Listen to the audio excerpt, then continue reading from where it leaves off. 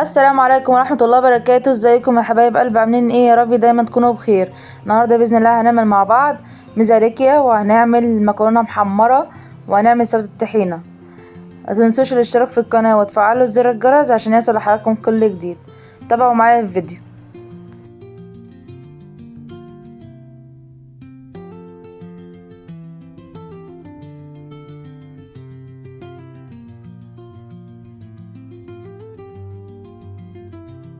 اول حاجه هنقول بسم الله. انا هنا معايا كيلو من المزاليكيا ديت اللي هي فطار عيد الاضحى. كبده على كلاوي على مخاصي على قلب، بيبقى تشكيله جايباها من السوبر ماركت كبير، من عند الجزار، بتكون متبله بالشكل ده.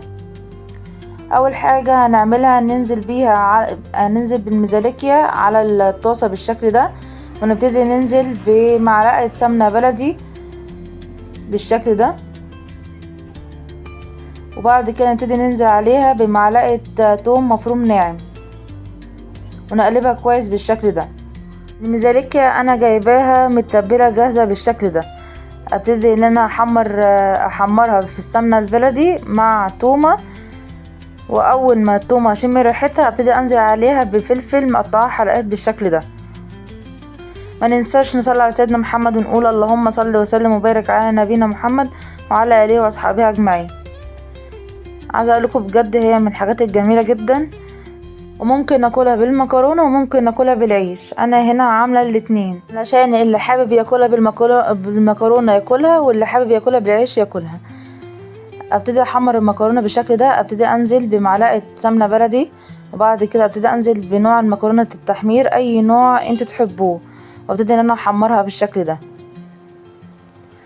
وفي الناحيه التانية احنا بنسوي المزاليكيا مع بعض كده بالشكل ده. التوابل اللي انا هضيفها على المزاليكيا، اضيف نص معلقه فلفل اسود ونص معلقه كزبره ناشفه، بس هي دي التوابل اللي انا هنزل بيها. حتى الملح انا مش هحطه عشان هي جايه متظبطه من الملح بتاعها.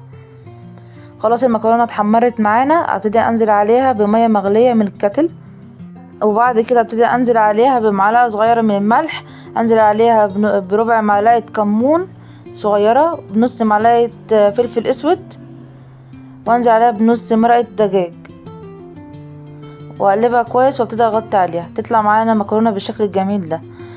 شايفين ما شاء الله؟ عملنا مكرونه محمره، وعملنا المزاليكيا مع بعض، وعملنا سلطه الطحينه.